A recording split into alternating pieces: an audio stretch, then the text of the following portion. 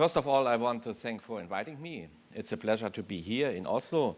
And also I want to thank to SEDA for supporting me, and I have a long-lasting collaboration with the International Myeloma Foundation, and thank you again. Today I want to give an overview about multiple myeloma, news in treatments and in clinical trials. Som ikke har, nå kom det. En oversikt over behandlingen og nye studier. Okay, these are my conflict of interest. And you can see I have connection to different companies. It's necessary to perform trials to discuss with companies what could be an improvement in myeloma. Ja, alle som holder foredrag må alltid si hvilken selskap som de har samarbeid med. Så det må han også gjøre. Det er vel nesten alle, så. Okay, what about myeloma in Europe? You can see on this slide, it's a cancer of plasma cells. You can see around 40,000 new cases in each year in the European countries. The median age is higher and higher, and now we're talking about 70 years as a median age. Ja, jeg tror han sier omtrent det samme som det jeg sa om sykdommen. 40 000 tilfeller i Europa, og median alder på 70 år, det var det samme som... We have many improvements. On the other hand, multiple myeloma is a big problem for the patients and remains incurable in most patients. Ja, det er jo en sykdom som ikke er kurerbar, dessverre, fortsatt. And I will tell you a little bit about progress and options for patients with relapsed and resistant malignant myeloma disease. Han vil jo si en del om resistens og pasienter som da har vært gjennom mye. You can see here on this slide the course of the myeloma disease. You know every myeloma patient will have a premalignant disease called monoclonal gammopathy unknown significance or smoldering myeloma, and then the immune system is going down and you have more and more genetic evaluation with different types, and then the clone is growing and you will have active myeloma. Han forteller at nesten alle starter med enten denne godartede MGUS-formen av sykdommen, eller det vi kaller for ulmende myelomatose, og så på et eller annet tidspunkt så skjer det nye genetiske forandringer, og så blir det en aktivitet og en aktiv myelomatose.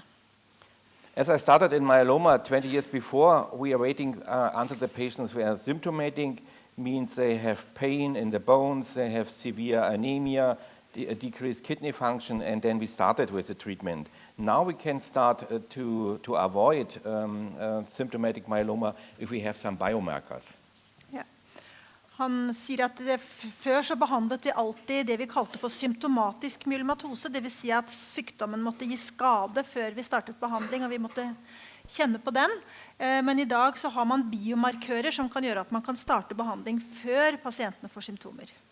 What we want to do today is to treat the myeloma disease and to achieve a very deep and a very long first remission.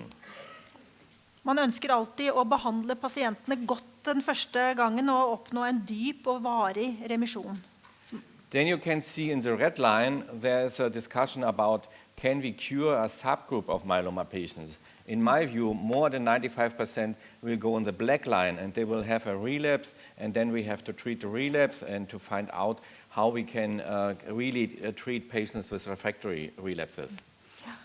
Man drømmer jo om den røde linjen og at man kan behandle folk så godt at de blir kurert, men det viser seg jo dessverre at de fleste får tilbakefall og at det blir flere tilbakefall som kommer etter hvert.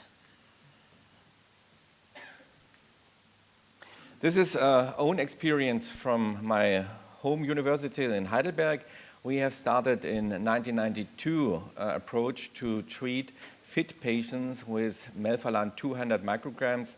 That means autologous transplantation after high-dose therapy. Ja, her altså da etter at man startet å gi høydosebehandling med stamcellestøtte fra 92. Samme som i Norge. There are three messages. The first one is in black. You can see here in black that we have patients on the right side more than 15 years they are live. And the first question is, was this really symptomatic myeloma? And I can tell you, yes, that was symptomatic myeloma. The message is we have long-term survivor with complete remission or with myeloma like MGAS. Han ser jo på den sorte linjen der pasienter som de som er holdt jeg på å si opp til 1999, og det er fortsatt pasienter da etter 15 år så er det en del pasienter som er i live. Og han sier at man kunne jo lurt på den gangen om de ble behandlet, de som hadde en veldig snill sykdom som egentlig ikke ville gitt myelomatose, men han sier at det var ordentlig symptomatiske pasienter, så man tenker seg at det kanskje er en liten andel her som er blitt i hvert fall langtidsoverlevere uten symptomer da. Then you can see the red line, and the red line is patients, they have the option in first remission or other remission, first relapse or further relapses to receive thalidomide, the old one, Contergan from the company Grüntal in Germany. I den røde, der fra 2000 til 2006 hadde man også tilgang til thalidomid da, i tillegg til den cellegiften som man hadde fra starten av. Og der ser man at det er flere som lever lenger.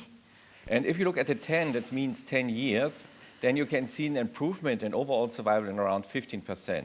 That means thalidomide was the first new drug really improving the prognosis of myeloma. Ja, det skjønte dere sikkert at thalidomid var den første medisinen som da virkelig på en måte hevet og forbedret overlevelsen. And then you can see in green the patients treated from 2007. They're mostly receiving new drugs before high-dose therapy and new drugs after high-dose therapy. And you look at 5, you can see between the black line and the green line is an overall survival improvement in 28%. Ja, ikke sant? Den grønne linjen er jo de pasientene som har blitt diagnostisert fått behandling etter 2007, og at de får da mye flere medisiner både før høydosen og etter høydosen, og at de har en var det 28%? 28%. It's an overall survival benefit. 28% benefit ja, fra forrige kurve da. And if we look at the international evaluation, this is a big project from the International Myeloma Working Group. It's supported by the International Myeloma Foundation. And you can look at this slide, more than 7,000 patients. And on the left side, you see 0. This is the start of the patients. The patients at this time 55 years old, and all of these patients were included in trials. And you can see German patients called GMMG also included. Ja, her altså, der oppe, det er altså 7.290 pasienter som er inkludert fra, ja, og dette her er 20 års, ja, og observert overlevelse da på nærmere over 7.000 pasienter. And on the right side you can see 20 means 20 years later, means that the patients in median around 75 years. And colleagues in the United States, they called here as a cure fraction of around 13%. I'm not sure it's true. It's a long-term survivor fraction, I would say. And I would say that it's very important that we now have the opportunity to identify patients, hopefully with a long-term survivor picture. Ja, man ser at det er altså 20% faktisk som kan være i live da etter 20 år. Det var ganske... 75. This is 20 years? This is 20 years later. Yeah, 20 years later. And this is 20% survival, yeah. Yes. After 20 years. Yeah. Yeah. The patients at this time are 75 years, and if you are 75 years old, you can have other reasons to die, not only myeloma. Ja, man kan dø av andre ting når man er 75 år enn av myelomatose, så det er klart.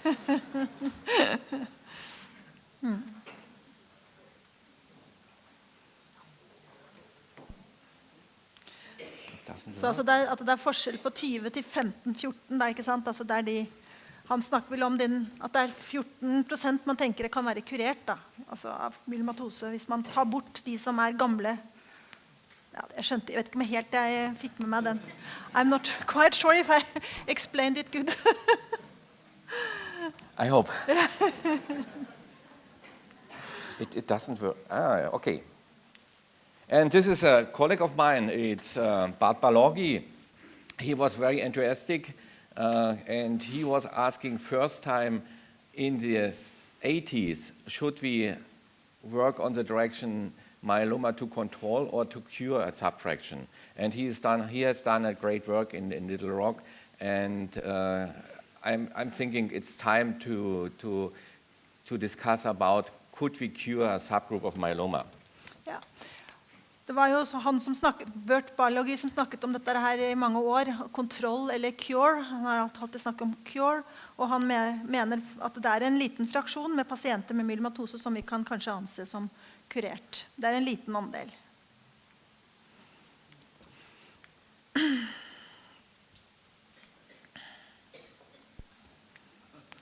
It doesn't work.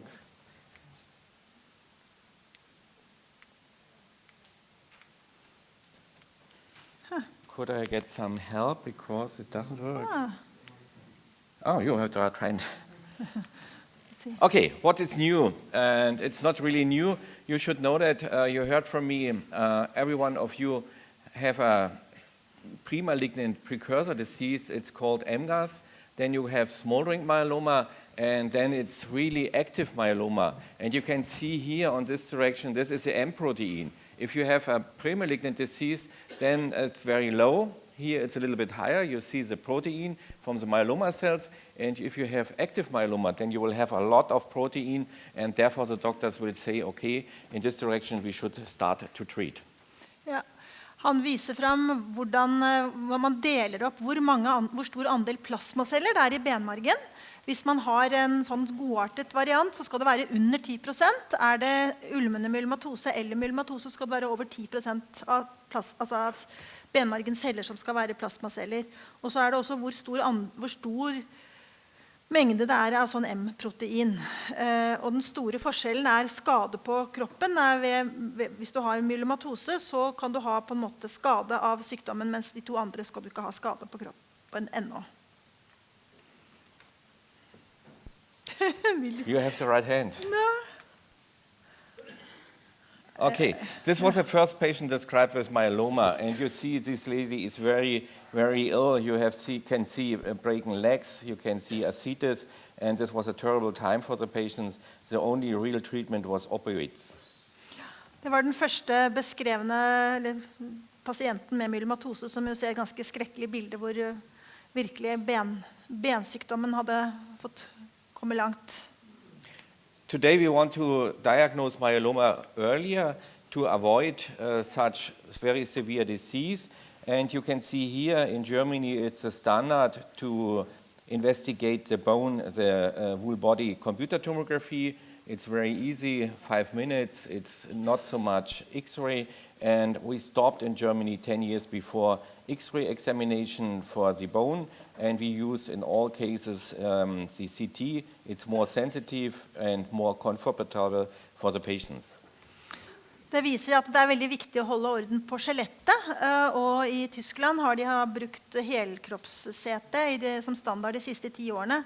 Vi har også brukt det i Norge en del år nå, kanskje ikke fullt 10 år, men det er viktig da å holde på en måte sykdommen under kontroll, slik at man ikke får sånne fryktelige konsekvenser som det var på det første bildet.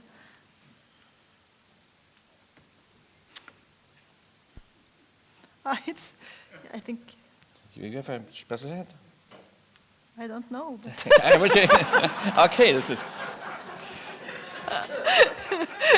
One firm.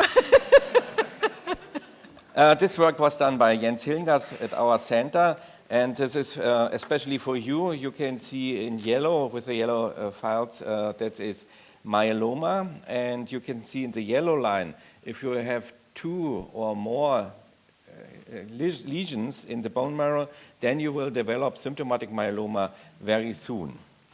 Det er slik at ved MR, så hvis man har en sånn ulmende myelomatose, og man tar en MR, og man har mer enn 2 sånne flekker, som dere ser på det gule der, på MR, før man på en måte har sett at det er noe skade ellers, så vet man at sjansen for å utvikle myelomatose er mye, mye høyere, og da som sett på de 2. Okay, I will do this direction.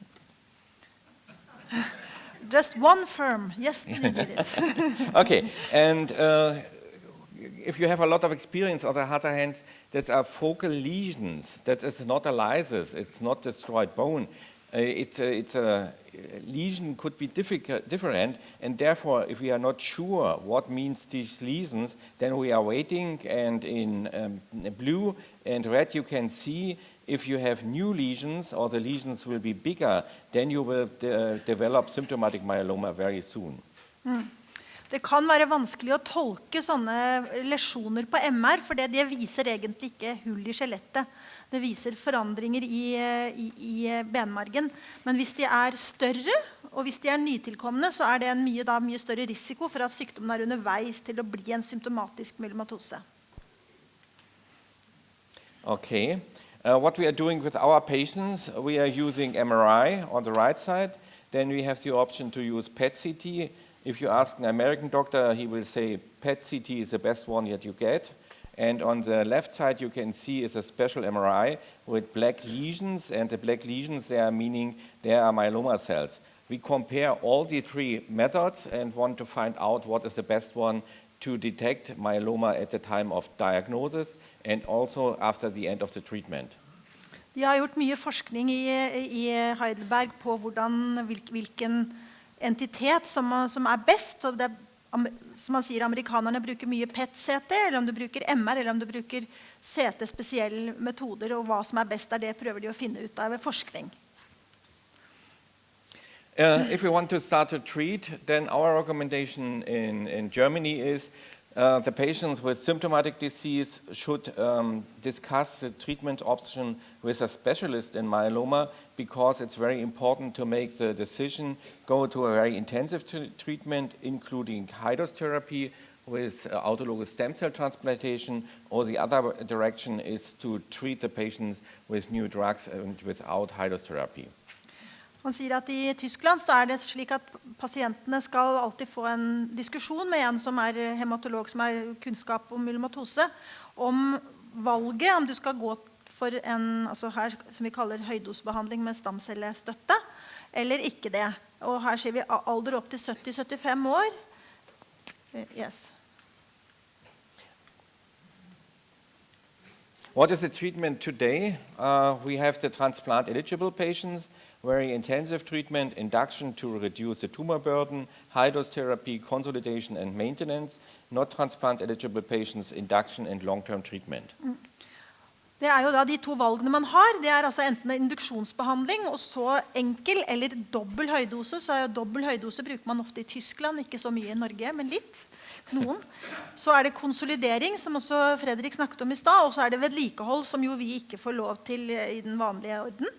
Mens de som ikke gjennomgår høydosebehandling, der det også samme induksjonsbehandling ofte, og så mye lengre behandling med medikamenter etterpå. And we have a lot of drugs that you can use. That is the German view. You will see here a lot of drugs. And the good situation for the German patients is that we can use the drugs in the green color. That is possible to use, and we can also in Germany use some combination. I hope that you have similar approaches here in Oslo and in Norway. Han viser jo her hvilken økning av medikamenter som har kommet etter hvert, og de grønne der det de har lov til å, eller som de har tilgang på å bruke i Tyskland. Og det ligner jo på den eneste vi ikke har hos oss, det elotuzumab og ixazomib da. Som står I den grønne. We have this similar situation. There are new drugs. They are approved by the European Commission for drugs. Then we have our own recommendation. This is from our German Society of Hematology. And then we have the European view. It's from the ESMO. And then you can see what can we do in Germany, what combinations are approved. And in blue, you can see it's approved, not standard in Germany, and other in green, not approved, on the other hand, standard to treat patients in Germany.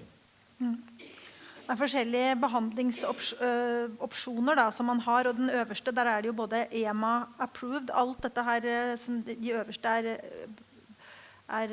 godkjent av europeiske. Og så det ESMO-sekken, og ja, etter hva de helt nederst de ikke godkjent lenger da. Why I'm showing you this slide, because you can see on the next slide, there's a real improvement in median progression-free survival for our patients. And you can see in blue that it's based on bortezomib, and you can see in red and in orange it's based on IMiDs. And if you look from the left to the right side, you can see the median progression-free survival is highly significant increase for the patients getting the newer drugs. And in the red side, this will be a treatment will be approved in 2019 of the European level, and you can see the median progression-free survival, it's not achieved at this time. And this is really a big improvement for our patients to have this option in terms of standard treatment with new drugs. Her ser vi da forskjellige kombinasjoner av både de første der de uten de som vi kaller for IMiD, da, sånn som thalidomid og revlimid og det, og så det neste de som basert på det, så kombinasjonene av både proteasomhemmere og IMiDs, de vil bli en bedre resultat på responsen da. Okay, there was a long discussion in Germany and also international meetings about what means a fit and what means a frail patient. Mostly the definition is related to the age, and I'm absolutely against this definition.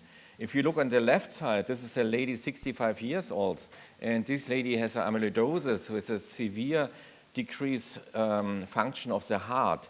On the right side, you see a lady, it's 93 years old. She is very fit, playing table tennis, and she was a winner in his age, and everyone can make the decision what is a patient could receive more drugs related to the age.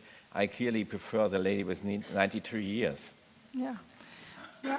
Der skjønte dere sikkert hva han mente, at man må både se på både alder, men også selvfølgelig hvor fit du og hvem som tåler. Det jo snakk om å tåle behandling og kunne nyttiggjøre seg behandling. And then I told you it's important to induce a complete remission to hard the myeloma very hard. And this is it's related to the situation the patient is fit or frail. You can see in the frail lane you have a discontinuation of the treatment in the first 6 months in around 25%. That means this is an interruption of the treatment. You can tell me that it's not so important.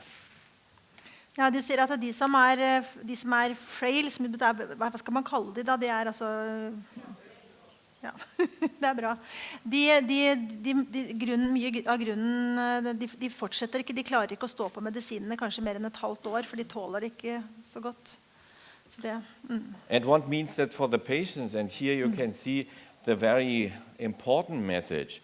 If the frail patients were overtreated, then you have a lot of complications like severe infections, like diabetes. And you can see on this slide from Antonio Polambo, after 12 months, around 25% of the patients died. Many of these patients died related to complications.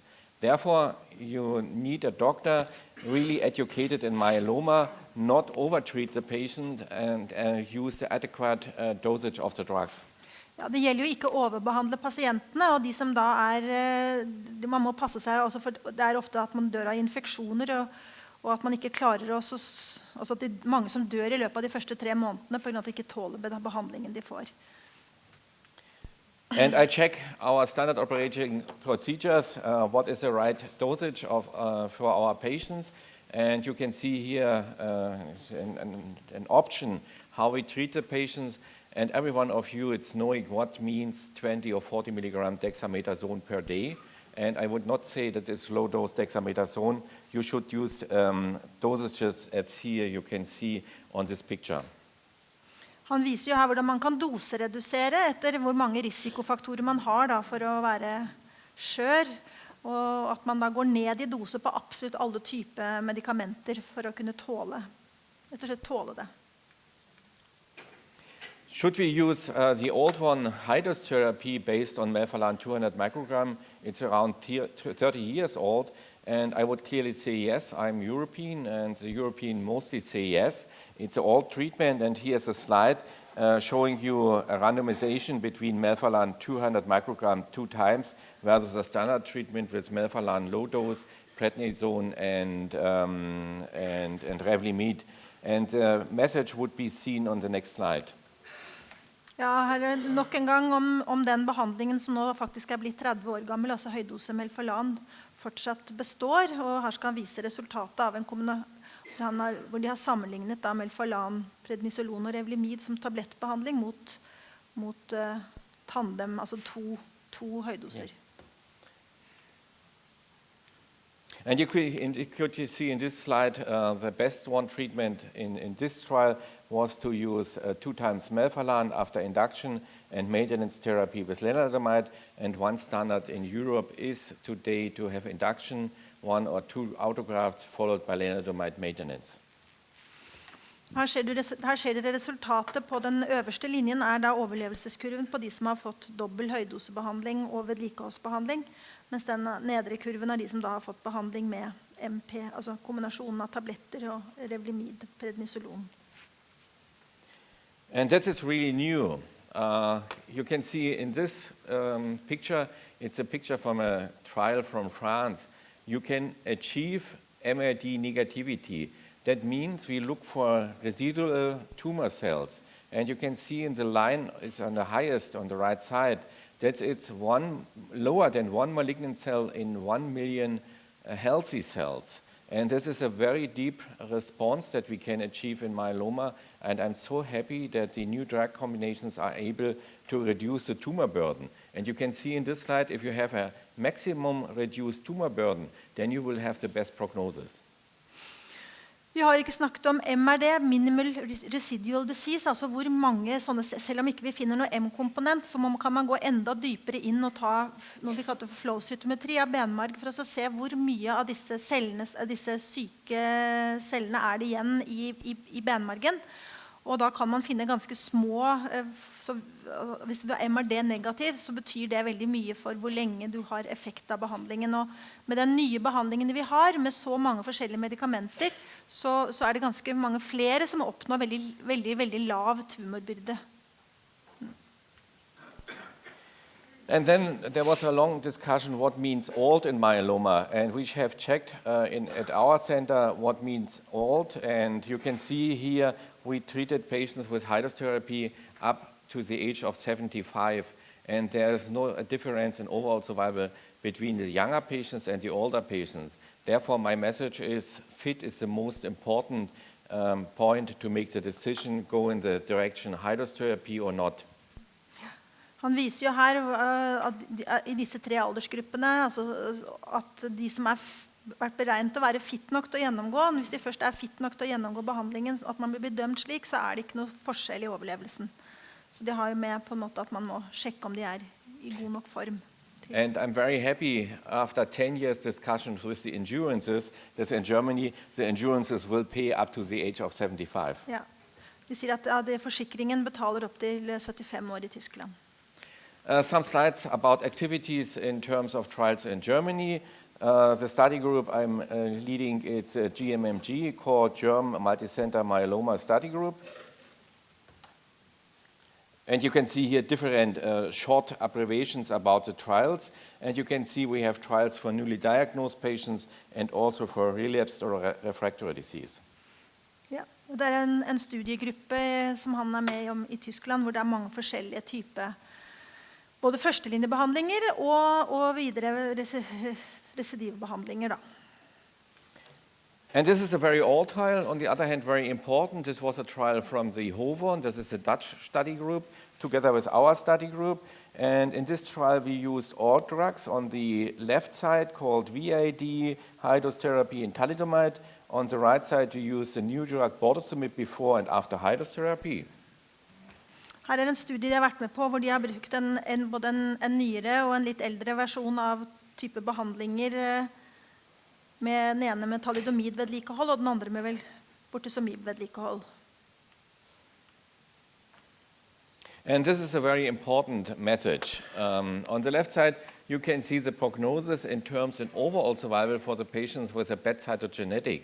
Bad cytogenetic means 70p deletion.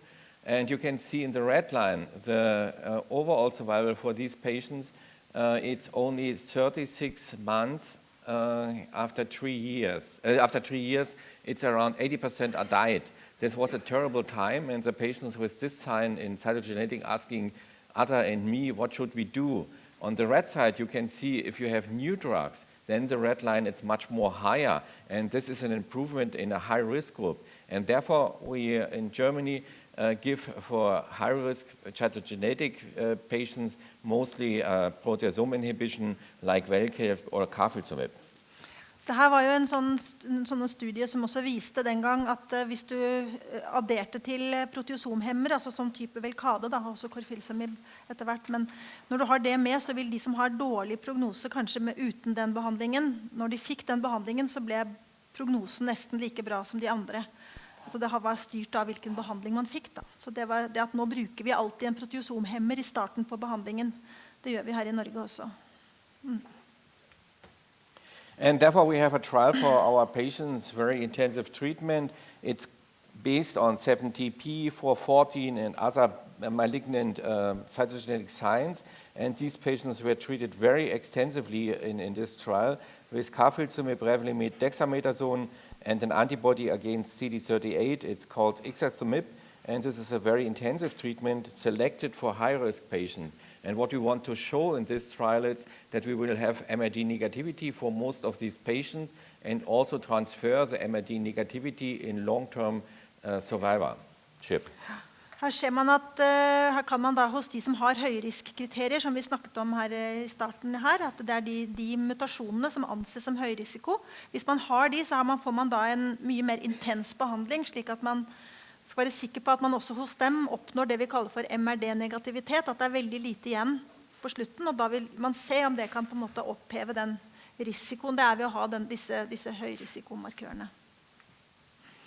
And this is an ongoing trial. Looks very easy, and this is not so very easy. You can see on this slide we have a lot of additional investigation to better understand the myeloma disease.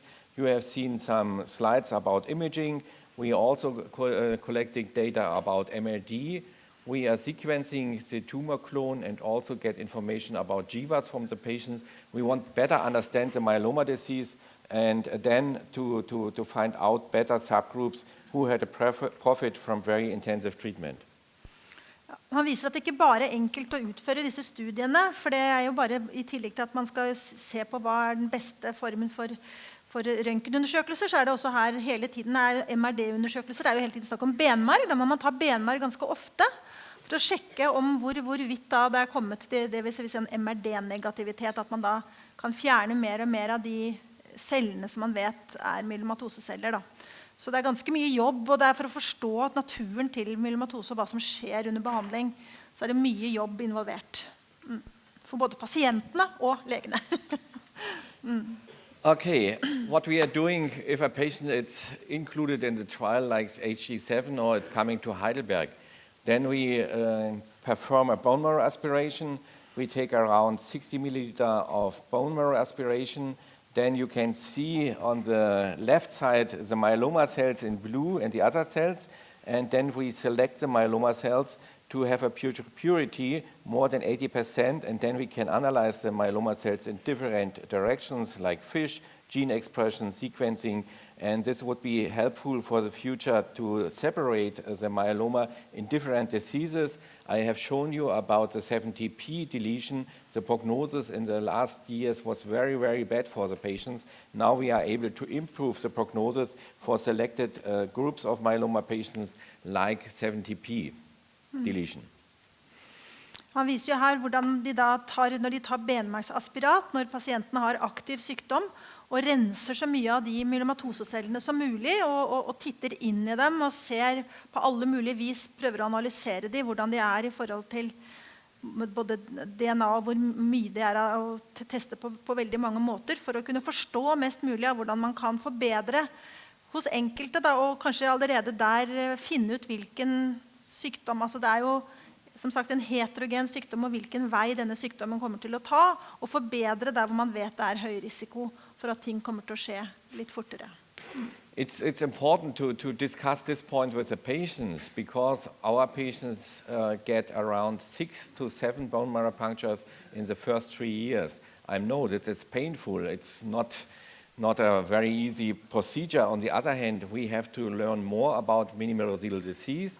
We have learned more about the clonal evolution of the myeloma cells, the clones, and therefore it's necessary to look in the bone marrow several times, and I tell the patients you will have in the next 3 years up to 7 bone marrow punctures to really understand the myeloma disease and the cause of the disease.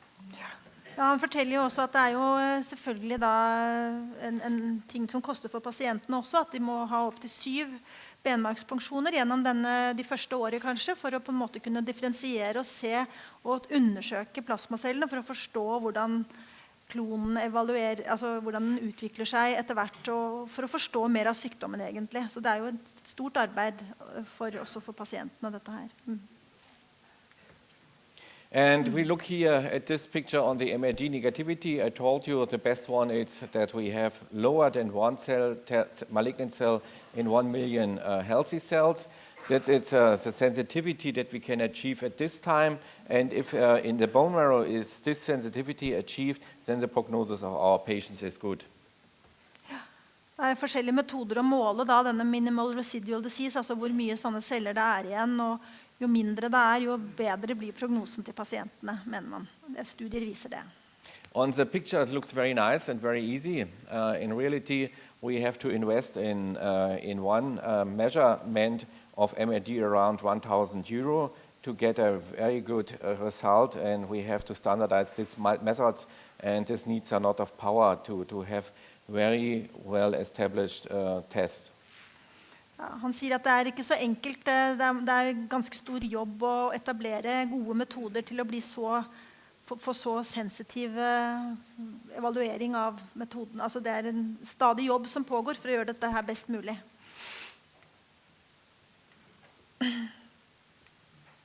Also, it's important to make imaging during the course of the disease.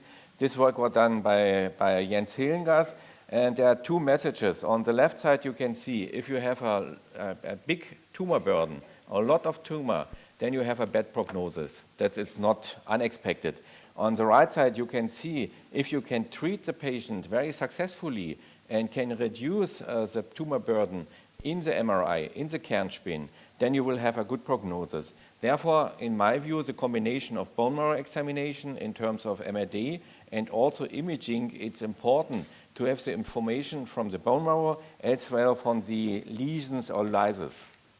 At man må bruke både MRD og benmarks, og MR, helbody MR, her bruker de begge deler for å se at du får bort så mye sykdom som mulig hos pasientene for å kunne oppnå så best mulig resultat. And this is our old slide. This is Paul Ehrlich in Berlin. He was a very famous researcher, and why I'm showing this build, you can see in the next slide, he was the first man who described the antigenes on cells and the situation that we can use antibodies to treat cancer cells. And this was a vision, and now I'm so happy that we have the option to include antibodies to treat myeloma patients. It's a new time, and this old slide, it was a vision, and I'm so happy that this vision is a reality. Ja, det skjønte dere sikkert. Paul Ehrlich var den første som kunne identifisere sånne antistoffer, da, og at han veldig glad for at de nå har antistoffer til å behandle myelomatose også. And you can see here the reality. We have the myeloma cell in blue. You can see there are some antigens, and we are very happy that we have 2 antibodies, and you have 1, I understand correctly, to treat our patients. And I will show you there's a big improvement if you can use antibodies and the combination, especially of immune modulation. Ja, han glad for at de hadde 2, sier han. Altså at det en ny og viktig tilkomst til det behandlingen vi har i dag med antistoff. Vi bruker da daratumumab for det meste i Norge da. This is a slide from the slide before, from the vision to reality, and this is this is a little bit easier. And what you can see in red, it's called BCMA. That is a new antigen, and I will show you that it's more attractive as we use the antigens at this time. Now we use in green in Germany the elotuzumab for against SLEM-F7, and you and other can use daratumumab in blue against CD38. There are some other developments with new antibodies from other companies called isatuximab and MorphoSys 202. Han viser de forskjellige antigenene som på overflaten av klonale plasmaceller. Og da har vi jo da BCMA, som målet ved CAR-T-behandling og enkelte sånne bites som Fredrik snakket om i sted. Men så det også CD38 da, som daratumumab, og denne isatuximab som på vei inn også mot CD38. Og så har du elotuzumab, som vi altså ikke har fått godkjent i Norge, som mot et antistoff som heter SLAM7. Men så kommer det jo også flere andre antistoffer som det holder på å prøve å finne nye medikamenter mot som ikke tilgjengelige ennå, men som det forskes mye på. And you can see on this slide on the right side, BCMA is well expressed in multiple myeloma. Multiple myeloma means MM, and therefore we are very enthusiastic to use this antigen for new treatment options with antibodies and other like CAR T cells. Ja, altså BCMA som et godt mål da, som en antistoff, og hvor man bruker både CAR T-celler og sånne bites. And this is a good news for you. You see there are two different dates. One is May 2018. At this time against BCMA we have worldwide 24 trials.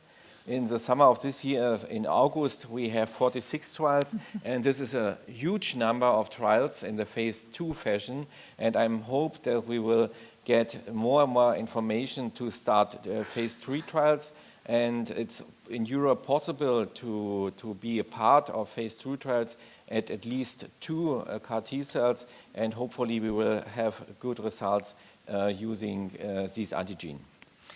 Ja, altså fra mai 2018 var det allerede 24 studier i verden, og nå i august 19 var det 46 studier. Så det kommer stadig flere muligheter, og at vi også får være med på flere av disse. Det jo mye av de som har startet ut i USA. And this is a very complicated slide, and these slides should just show there are different areas of research that we have.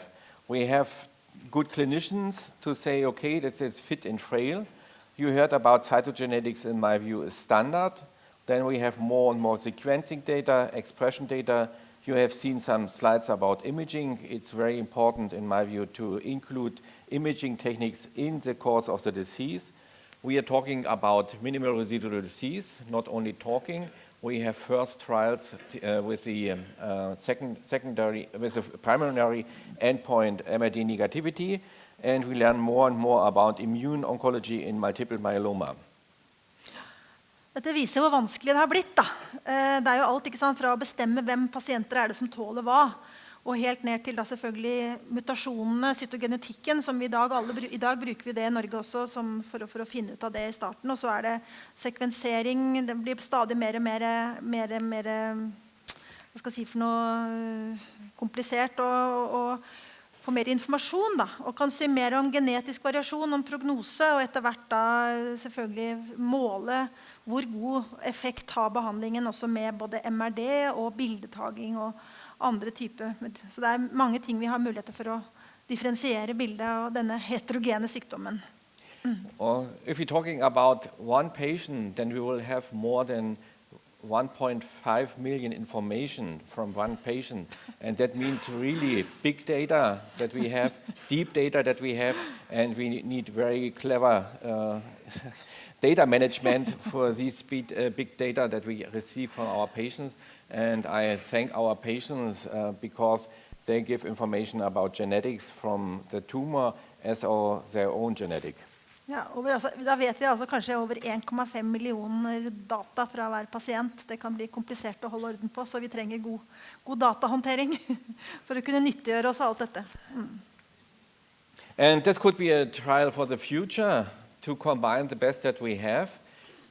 It's very important to discuss this point with the politics and with endurances because it's very important. Could be a trial that we combine proteasome inhibition, immune modulation, and antibody to treat with the patients with the bed that we have. Then we have some patients, they are not responding, then we can use immune oncology like BiTEs, like CAR T cells, and we discuss with different countries, companies to start such trial in Europe and also such trial in Germany and work together with different countries in Europe to have different methods and to join the results of immune modulation, of MAD and other. Ja, kan man se et drømmescenario at man kan behandle ut med det beste man har til den best mulige effekten man kan få, og hvis man ikke oppnår den effekten man ønsker, så kan man addere på med BiTE og type immunting, sånn at man prøver å få MRD-negativitet og prøver å gjøre det som best mulig for alle. Dette er jo et økonomisk og et politisk spørsmål selvfølgelig, om dette er mulig å få til, men han drømmer om at det kan være mulig å få til i en setting. The American, they're telling us we should not do more tactic trials. We should have a strategy and use the trials as part of the strategy. Vi skal ha en strategi, ikke bare ha behandlingsprogrammer, men altså ha en strategi slik at hva vi skal oppnå, at vi da på en måte etter hvert som vi oppnår ting, endrer, eller ikke oppnår ting, kan endre vei. It's a lot to do. I've shown you so many options, so many new trials. We have to do a lot of paperwork and other things. And I'm really happy to be part of this development at this time. It's a very interesting time. And hopefully I can give you some information about there is progress, more studies, more understanding the biology of the myeloma disease. Ja, han sier at det masse jobb å gjøre, og at vi forhåpentligvis med tiden kan forstå mer og mer om biologien til myelomatose, og lære mer om hvordan vi kan håndtere hver og en pasient på sin riktige måte, slik at vi kan gjøre best mulig resultat for dere. And this is on the left side, the Heidelberg Myeloma Group. On the right side, some representatives of the GMMG study group. I'm so happy to work together with these people. All these people want to improve the diagnostic approaches and also the treatment in myeloma. And I want to thank the patients and the GMMG study group and the Heidelberg Myeloma Group. Det tror jeg dere skjønte alle sammen, så. And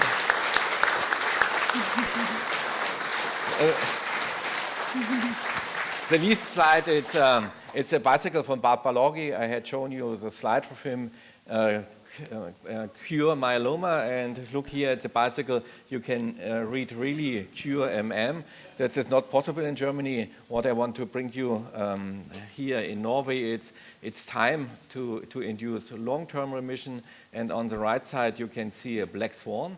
Sometimes it's not necessary to perform big trials with hundreds and hundreds of patients. And we have every half year a meeting supported by the International Myeloma Foundation.